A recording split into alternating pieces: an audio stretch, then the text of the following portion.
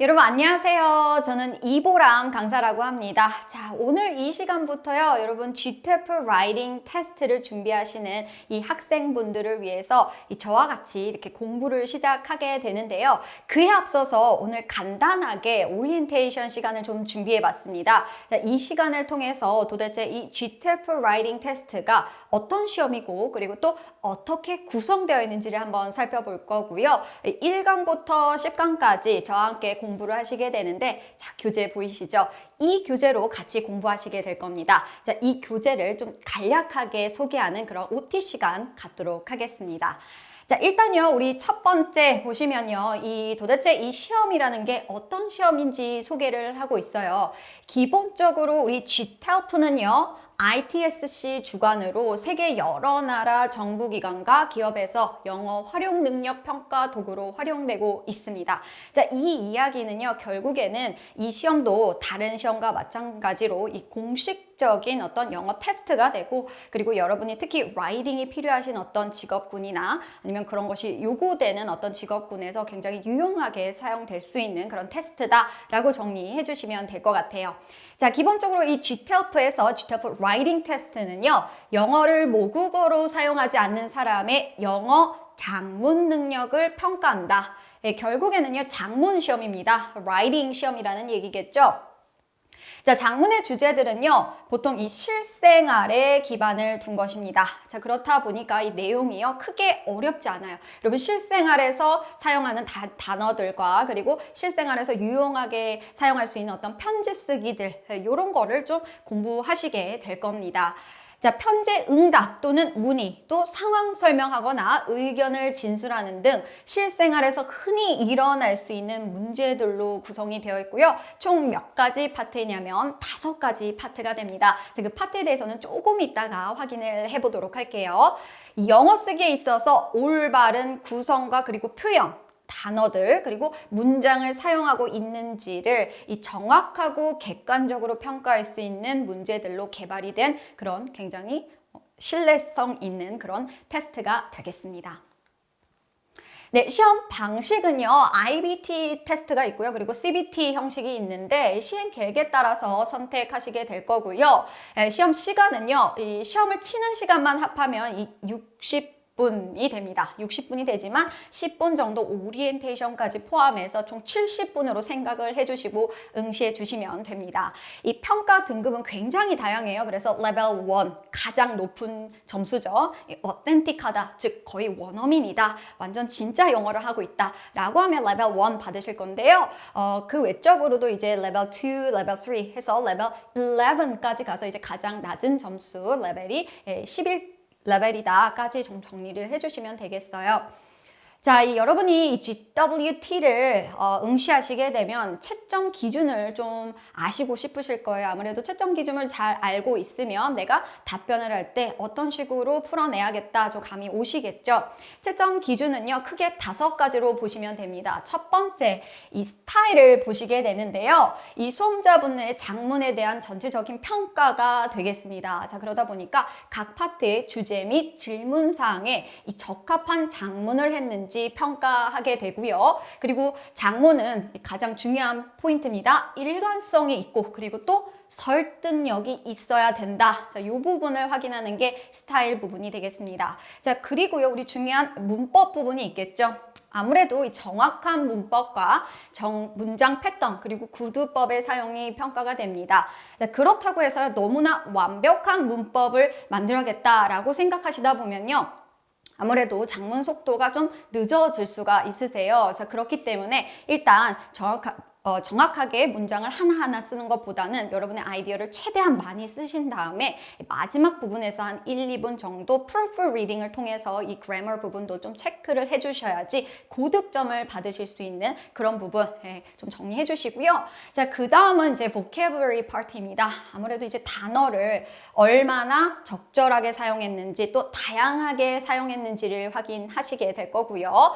자, 그 다음에요, 선생님이 생각했을 땐 이 부분이 가장 중요한 것 같아요. 전체적으로 구성이 잘 조리있게 되었는지를 확인합니다. 이 적절한 작문의 줄거리 구성과 그리고 전개 그리고 결론에 이르는 구조적 과정을 평가하게 됩니다.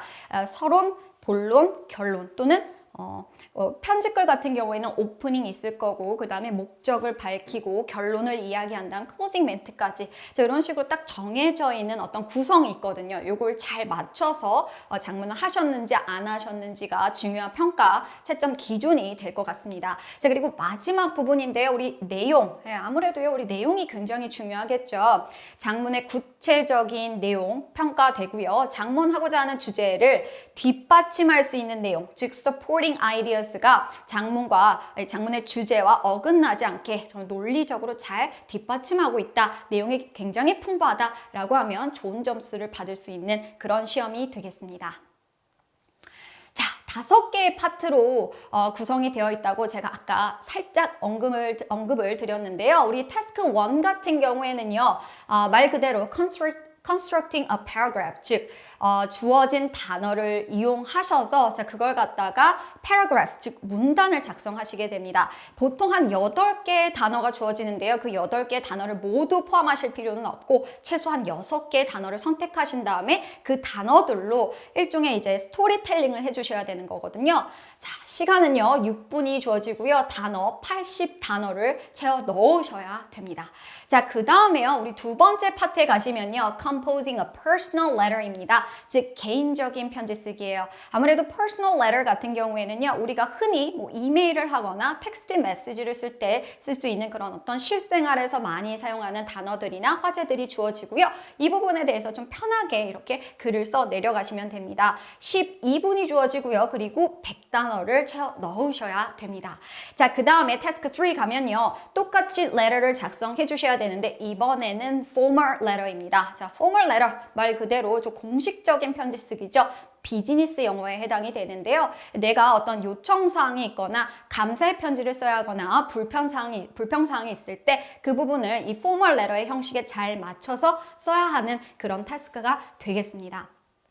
시간은 역시나 동일하게 주어지고요. 글자 수 역시나 100개를 채워 넣으셔야 되는 그런 태스크이겠습니다. 자, 태스크 4 보시면요. describing a situation 이라고 했는데 상황을 묘사하라고 했습니다. 자, 여기에서 말하는 상황이라는 건 여러분이 이 도표를 받으시게 되거든요. 도표나 어떤 그래프를 받으시게 되는데 이 그래프를 보시고 내용을 분석하시는 그런 글쓰기가 되겠습니다. 자, 그래서 주어진 어떤 그래프에 대한 정보를 핵심 내용부터 세부 내용까지 잘 설명을 해주셔야지 점수를 받으시게 되고요. 14분이 주어지고 그리고 120단어를 채워 넣으셔야 됩니다. 자, 마지막 태스크입니다. 아무래도 이제 태스크가 밑으로 내려갈수록 좀 내용도 좀 길어지고 요구되는 단어 수도 많아지는데요. 이제 마지막이 에세이 쓰기죠. 이 에세이 쓰기라는 건 여러분의 의견을 또 아이디어를 논리적으로 펼쳐내는 어떤 하나의 글을 써내라라는 얘기거든요. 그래서 특정한 주제가 주어집니다. 특히 이제 사회적으로 어떤 이슈나 찬반 의견이 있는 그런 어떤 문제가 주어지고요. 자, 그리고 16분이 주어지고 그리고 140단어를 채워서 이 사회적인 이슈에 대해서 여러분이 찬성하는지 또 반대하는지 아니면 사회적인 이슈에 대해 해결 방안에 대해서 나열하는 형식의 그런 문제가 주어지게 됩니다. 네, 그 다음에 보실 게 바로 이 점수표겠죠. 여러분 처음에 설명드린 대로요. 이 GTF 라이팅 같은 경우에는 레벨 1부터 그리고 가장 낮은 점수 레벨 11까지 있습니다. 자, 그렇지만요. 여러분 교재를 통해서 여러분이 준비하시게 되는 그런 레벨 같은 경우에는요. 우리가 그 베이직 파트로 나눠져 있는 부분은 레벨 5와 그리고 레벨 6, 그 다음에 인터미디엇 부분은 레벨 3와 그리고 레벨 4 정도다라고 생각을 해주시면서 이 강의를 들어주시면 되고요. 보통 이 시험을 인정받으실 때 보통의 이제 많은 회사들이나 취업 준비하시는 분들 학교에서나 원하는 점수는요. 최소 레벨 5가 됩니다. 자, 그렇기 때문에 적어도 레벨 5 이상은 받아야 된다. 좀 요 마음가짐으로 이 강의를 좀 찾아주셨으면 좋겠습니다. 네, 그리고요 계속해서 보시면 이제 레벨이 11까지 되어 있는데 말씀드린 대로요 레벨 5 전까지는 이제 인정받으시기가 힘드시고요. 내가 조금 욕심을 내고 싶다라고 하면 이제 베이직 부분 레벨 5, 6 이상으로 인터미디엇 부분 가서 레벨 4와 그리고 레벨 3를 공부하시게 되고요. 레벨 1과 2는요 정말 완벽하게 준비를 하셔야지만 받을 수 있는 점수이기 때문에요. 이건 좀 장기적으로 생각하시고 접근하시는 게 좋을 것 같습니다. 자, 계속해서 볼게요. 자, 말씀드린 대로요. 제가 이 교재를 좀 설명을 해드리기로 했어요. 자, 제가 좀 생동감 있게 요 따끈따끈한 요 교재가 지금 제 손에 와 있는데요. 제가 한번 언박싱을 해보도록 하겠습니다. 이렇게 봉지를 뜯으면요. 지금 방금 저도 이 교재를 받았는데요. 네, 이 교재를 보면요, 이제 반짝반짝하죠. 이 교재 안에요, 이 내용을 쫙 보실 수가 있으세요. 자, 이 교재 안에 있는 내용을 좀 설명을 드리도록 할게요. 자, 기본적으로요, 챕터 1부터 2, 3, 4, 5, 이 순서대로 보시게 될 거고요. 챕터 1과 그리고 챕터 2 까지는요, writing tips 그리고 grammar tips가 보실 수가 있으세요. 그러니까 전반적인 어떤 글쓰기에 대한 이해와 그리고 거기에 필요한 어떤 요소들을 좀 공부를 하시고 그리고 많이 실수하는 grammar part가 있거든요. 그래서 문법적인 요소 같은 것도 한번 쭉 정리하신 다음에 본격적으로 시험 대비를 해주셔야 되는데요. Chapter 3 같은 경우에는 basic part입니다. basic part고요. Chapter 4 같은 경우에는 intermediate part예요.